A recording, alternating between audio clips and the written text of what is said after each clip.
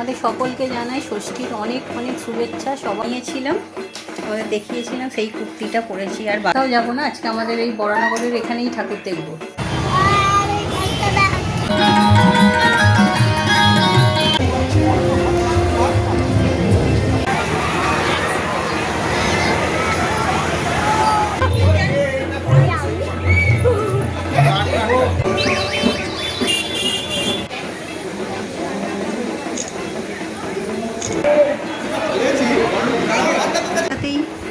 খাবার দাবার পাওয়া যাচ্ছে না, শেষমেশ আমরা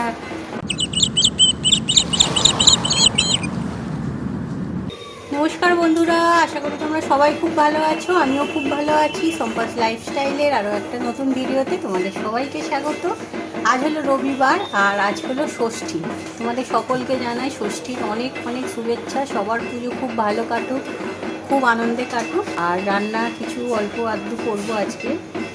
এমনি চিকেন এনেছে বাবা, তো চিকেনের ঝোল করব আর করব বরবটি আলু দিয়ে একটু তরকারি করব, কারণ বাবা যেহেতু চিকেন খায় না, তো চিকেনের ঝোল করব, বরবটি আলুর তরকারি করব। আজকে তো ষষ্ঠী, বাবা সকালবেলাই আমার এখানে যে ষষ্ঠী মন্দির আছে সেখানে পুজো দিয়ে এনেছে প্রসাদটা।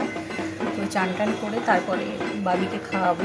বাইরে প্রচুর রোদ বেরিয়েছে, তো সকালে উঠেই এসে আগে কাল যে জামা কাপড়গুলো আমরা সব পরে গিয়েছিলাম ঠাকুর দেখার জন্য, তো সেগুলো সব রোদে দিয়ে দিলাম। প্রচণ্ড রোদ বেরিয়েছে আজকে। আর ওয়াশিং মেশিনে অনেক জামা কাপড় আমার কাচাও আছে, তো সেগুলোও ভাবছি বারান্দায় মেলে দিই, শুকিয়ে যাবে, কিছুক্ষণের মধ্যে শুকিয়ে যাবে, কারণ প্রচণ্ড রোদ বেরিয়েছে। তো নিচে এসে এই যে বরবটি আলু পোস্তটা আগে বসিয়ে দিয়েছিলাম। আর আজকে না চপারে পেঁয়াজটা খুব মিহি করে কেটেছি, কিছুটাই বরবটির তরকারিতে দিয়েছিলাম আর বাকিটা রেখে দিয়েছি চিকেনের জন্য। বেশ মিহি করে পেঁয়াজ কেটে দিলে না চিকেনের যে গ্রেভিটা খেতে খুব ভালো হয়। আর এদিকে বরবটির তরকারিটাও খেতে খুব ভালো হয়েছিল। তো এই যে চিকেনের জন্য আলুটা আগেই ভাজতে বসিয়ে দিয়েছিলাম, বরবটির তরকারিটা ওই দিকের ওভেনে করে দিয়ে এদিকে এই যে এবার চিকেনটা বসিয়ে দেবো। আর এই গোটা গরম মশলা, জিরে, তেজপাতা ফোড়ন দিয়ে এই যে পেঁয়াজগুলো দিয়ে দিলাম। দেখো কি সুন্দর মিহি করে কাটা হয়েছে। সত্যি চপারটার কথা যতই বলি ততই যেন কম মনে হচ্ছে, এত সুন্দর কাটা হচ্ছে। আগে যে কেন কিনিনি। আর এখানে দেখো এই যে আদা, রসুন, কাঁচা লঙ্কা বেটে তারপরে হলুদ গুঁড়ো আর কাশ্মীরি লঙ্কার গুঁড়ো দিয়ে দিলাম। একটু টমেটো সস দিলে ভালো হতো, কিন্তু টমেটো সস না এই মাসে আনানো হয়নি জানো তো। আর এমনিতেও মাসের শেষ, তাই আর আনালামও না, একবারে সামনের মাসেই আনা হবে। আর তারপরে এই যে চিকেনগুলো দিয়ে চাপা দিয়ে ভালো করে কষিয়ে রান্না করে নিয়েছিলাম। আর বারান্দার এই যে কাল সন্ধ্যাবেলা যে জামা কাপড়গুলো পরে গিয়েছিলাম সেগুলো তো রোদে দিয়েছিলাম একটু। আর ওয়াশিং মেশিনে যে চাদর টাদরগুলো কেচে রেখেছিলাম সেগুলো বারান্দায় রোদে দিয়ে দিলাম, বাইরের দড়িতেই দিলাম। এই যে আমরা রেডি হয়ে গেছি, এবার বেরোবো। আর আজকে না এই যে কুর্তিটা আমি বানিয়েছিলাম, আমাদের দেখিয়েছিলাম, সেই কুর্তিটা পরেছি। আর বাবি দেখো বালতি ফালতি সব এখানে এনে রেখে দিয়েছে। যাই হোক, এখন আমরা বেরোচ্ছি। বাবিও রেডি হয়ে গেছে, এই যে বাবান রেডি হয়ে গেছে। বাবানকে এই জামাটা আমার ভাই দিয়েছে, এই যে ওই কোয়ার্ড সেট। আর বাবিও রেডি হয়ে গেছে, দেখি বাবি এদিকে আয়। এই যে বাবিও রেডি হয়ে গেছে। তো এখন আমরা বেরোচ্ছি, বাইরে আজকে প্রচণ্ড গরম। দেখি আজকে বেশি দূরে কোথাও যাব না, আজকে আমাদের এই বরানগরের এখানেই ঠাকুর দেখব। এখানে আরও কয়েকটা বড় প্যান্ডেল আছে যেগুলো দেখা হয়নি এখন। আর এই কানের দুলটা আমি আজকে পরেছি, এটা সেই হাতিবাগান থেকে কিনেছিলাম, তোমাদের দেখিয়েছিলাম। তো এই কানের দুলটা আজকে পরেছি, জামাটার সঙ্গে ভাবলাম ভালোই লাগবে। তো চলো। ঠাকুর দেখতে যাওয়ার রাস্তাতেই এই যে এখানে একটা জগন্নাথ মন্দির হয়েছে জানো তো। অনেক দিন ধরেই ভাবছিলাম আসবো, কিন্তু আসা হয় না। তো আজকে বাবানকে নিয়ে একটু ঘুরে গেলাম। তারপরে এই যে পৌঁছে গেছি আমাদের প্রথম পুজো মণ্ডপ, সেটা হলো সিথি বন্ধুদল স্পোর্টিং ক্লাব। এই ক্লাবগুলো সবই আমাদের বাড়ির কাছাকাছি মোটামুটি। আর এই সিথি বন্ধুদল স্পোর্টিং ক্লাবটাকে অনেকেই ঘোষপাড়ার পুজো বলেও চেনে। তো এই যে মণ্ডপ সজ্জা তো খুবই সুন্দর, আর তার সঙ্গে এত সুন্দর লাইটিং দেয়া ছিল যে খুবই ভালো লাগছিল।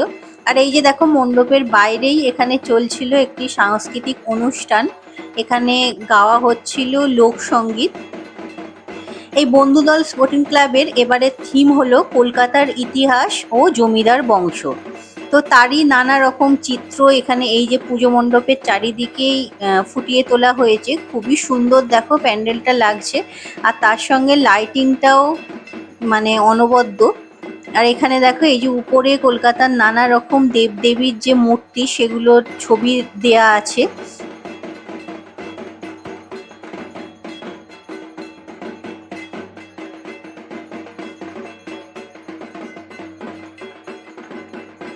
আর এখানে লেখা আছে এই যে কলকাতার ইতিহাস, মানে কলকাতা তৈরির ইতিহাস যেটা সেটা।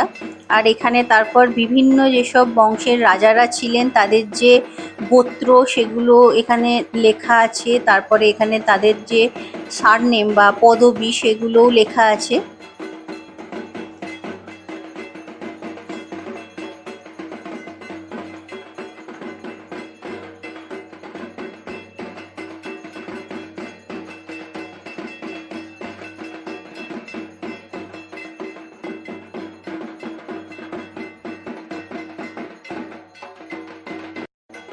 প্যান্ডেলের ভিতরে চারিদিকেই জমিদার বাড়িগুলোর যে চিহ্ন সেগুলো বিভিন্ন রকম ভাবে এখানে তৈরি করা হয়েছে। আর সবচেয়ে সুন্দর হলো এখানের মা দুর্গার মূর্তি, খুবই সুন্দর। আর এখানে এসে সবচেয়ে বেশি ভালো লেগেছিল যেন এবছর এই প্রথম এখানে এসে দুর্গাপুজো হচ্ছে দেখলাম। এতদিন পর্যন্ত পুজো তো কোথাও দেখা যায়নি, কারণ আজকে সবে ষষ্ঠী, কিন্তু এখানে এসে দেখলাম এই যে পুজো দেখো আরম্ভ হয়ে গেছে, দেখে খুব ভালো লাগছিল মনটা। তো পুজো দেখতে দেখতেই চারিদিক ঘুরে এগিয়ে গেলাম সামনের দিকে।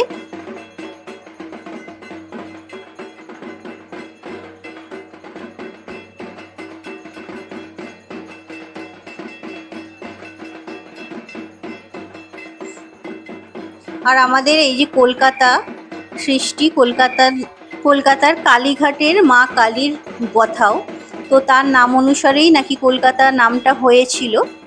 তো তাই এখানে দেখো একটা ওই কালীঘাটের মা কালীর একটা সুন্দর প্রতিমাও তৈরি করা হয়েছে।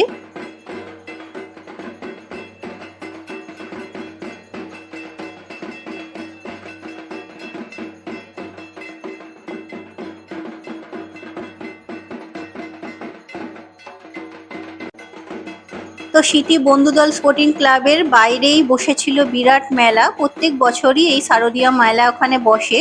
তোমরা চাইলে শুধু মেলাতেও আসতে পারো, বা ভিতর থেকে ঠাকুর দেখে তারপরও এই মেলার মধ্য দিয়ে বেরোনো যেতে পারে। আর এখানে বসেছিল কি বড় বড় দোলনা দেখো, আমার না দোলনাতে খুব ভয় লাগে জানো তো।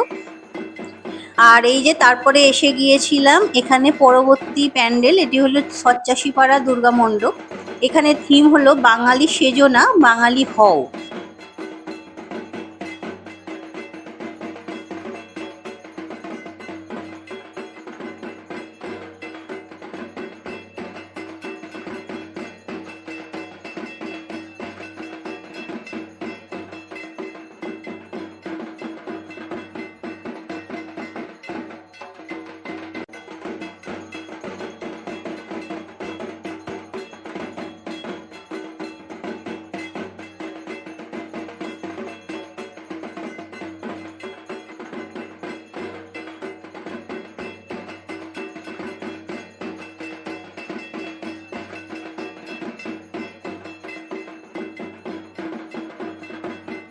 আর এখানেই দেখা হয়ে গিয়েছিল এই যে দেখো বাবানের দুজন বন্ধু এবং তার মায়ের সঙ্গে।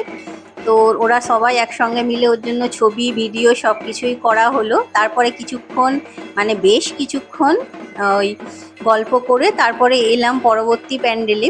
এটা হলো স্মৃতি মুন্সিরবাগান দুর্গোৎসব কমিটি। এখানে থিম ছিল বাঙালির 12 মাসে 13 পার্বণ। যে কটা ঠাকুর আমি এতক্ষণ দেখেছি সবচেয়ে ভালো লেগেছিল কিন্তু আমার এই থিমটা। বেশ সুন্দর করে প্যান্ডেলটা সাজানো, আর পুরো দেখো এই যে পটুয়া শিল্পের যে চিত্র সেই দিয়ে পুরো প্যান্ডেলটাকে সাজানো হয়েছে। আর বাঙালির এই যে 12 মাসে যে 13টা উৎসব বা 13 রকমের যে পার্বণ তার সমস্ত চিত্র এই পটুয়া শিল্পের মাধ্যমেই ফুটিয়ে তোলা হয়েছিল।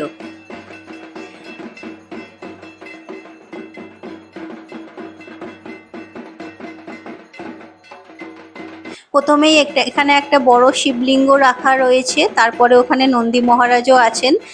আর তারপরে দেখো এইদিকে এই যে পটুয়ার এই যে ছবিটা আছে, এখানে এই যে ভাইফোঁটার একটা চিত্র ফুটিয়ে তোলা হয়েছে। এখানে এই যে নন্দী মহারাজ আছেন, এখানে এই যে জামাই ষষ্ঠী, এটাও তো আমাদের একটা উৎসব, তো জামাই ষষ্ঠীর চিত্র এখানে ফুটে উঠেছে।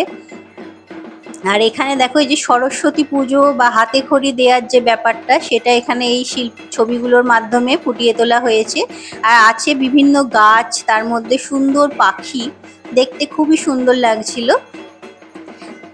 আর এই দিকে এই যে মনসা পুজো উৎসবটিকে ফুটিয়ে তোলা হয়েছে। আর এখানেও দেখো সেই একই। এইদিকে আছে ইতু পুজো। ইতু পুজো তোমরা জানো আমাদের একটা বড় উৎসব, ওটা ওই ধান ওটার আগেটা করে এটা করা হয়। তো তারপরেই এখানে রাখা আছে এই যে একটা ঢেকি, আর এর মাধ্যমে এই যে অঘ্রাণ মাসের যে নবান্ন উৎসব সেটা ফুটিয়ে তোলা হয়েছে। এই যে উপরে ধানের বস্তা রাখা আছে, সমস্ত প্যান্ডেলটাই খুব সুন্দর করে বিভিন্ন উৎসবের মাধ্যমে ফুটিয়ে তোলা হয়েছে। আর উপরে আছে এই যে রাসলীলা, কারণ রাস পুজো তো তার পরপরই হয়। আর এখানে হলো আমাদের সবচেয়ে বড় উৎসব দুর্গা পুজো। কি সুন্দর মা দুর্গার মূর্তিটা এখানে দেখো, আর কি সুন্দরভাবে সাজানো।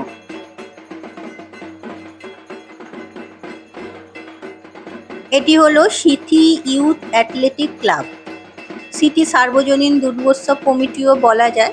তো এখানেও প্যান্ডেল খুব সুন্দর হয়েছিল, তবে প্যান্ডেল এবং আলোকসজ্জার থেকেও আমার বেশি ভালো লেগেছিল এখানে মা দুর্গার যে মূর্তিটা। চলো তোমাদের একবার দেখাই কি সুন্দর।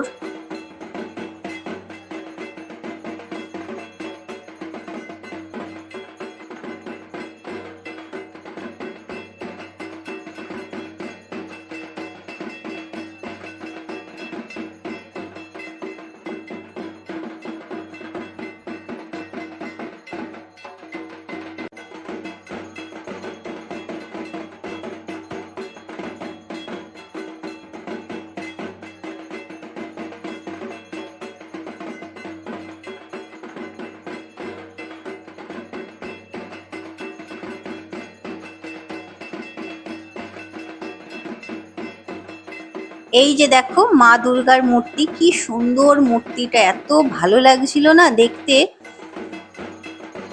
তারপর ওখান থেকে আমরা এসে পৌঁছালাম দমদম বেদিয়াপাড়া পুজো কমিটি। এই পুজোটা আমরা সাধারণত আগে দেখতাম না, কিন্তু আগের বছর থেকে দেখা আরম্ভ করেছি। আগের বছর রাজস্থানের একটা পরিবেশ চিত্র ফুটিয়ে তোলা হয়েছিল, এত সুন্দর করেছিল।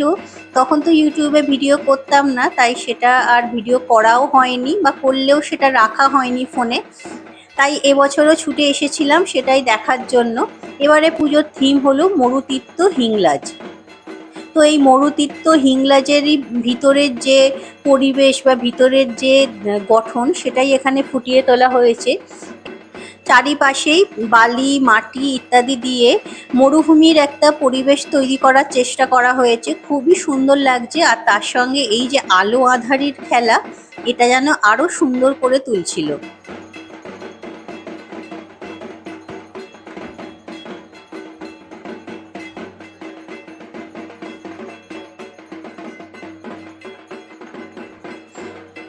আর এই হলো মা দুর্গা।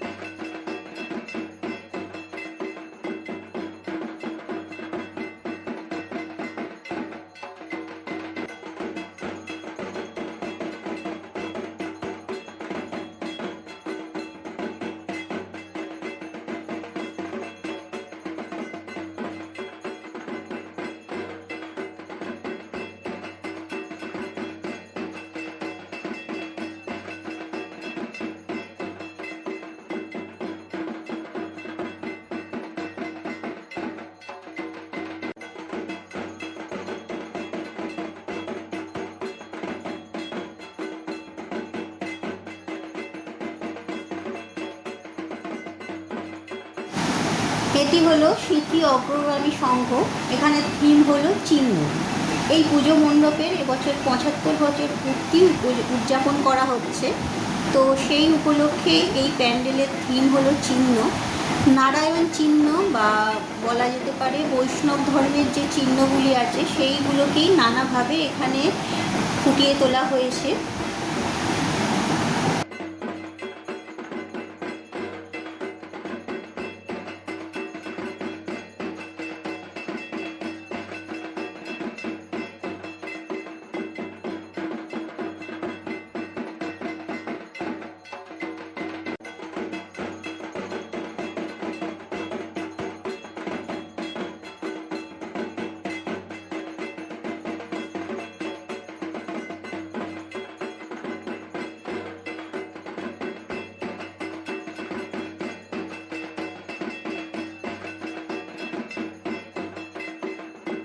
ঠাকুর দেখে আমরা চলে এসেছি, আর মুখটা ধুয়েছি মেকআপটা তোলার জন্য, কিন্তু লিপস্টিক এখনও দেখছি রয়ে গেছে।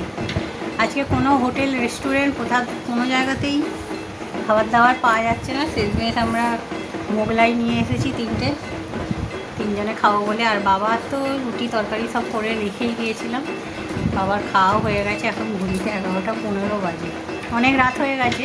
কিন্তু আজকে ষষ্ঠী, সাধারণত এতটা ভিড় হয় না, কিন্তু যেহেতু রোববার বলে আমার মনে হয় আজকে ভিড়টা ভালোই হয়েছে। আর খাবার দাবার পাওয়াও যাচ্ছে না পুজোর সময়। এমনিতেও আমাদের এখানে কোনো রেস্টুরেন্টে ফাঁকা পাওয়া যায় না। আমরা প্রত্যেক বছরই ওই রাত্রের দিকে বাড়িতেই এনেই খাই। কারণ রেস্টুরেন্টে খেতে গেলে তাহলে সন্ধ্যা থেকে আমাদের রেস্টুরেন্টে লাইন দিতে হবে, তবে গিয়ে যদি 9:30-10টার সময় চান্স পাওয়া যায়। তো তাহলে আর ঠাকুর দেখা কিছু হবে না, খাই না, বাড়িতেই নিয়ে চলে আসি।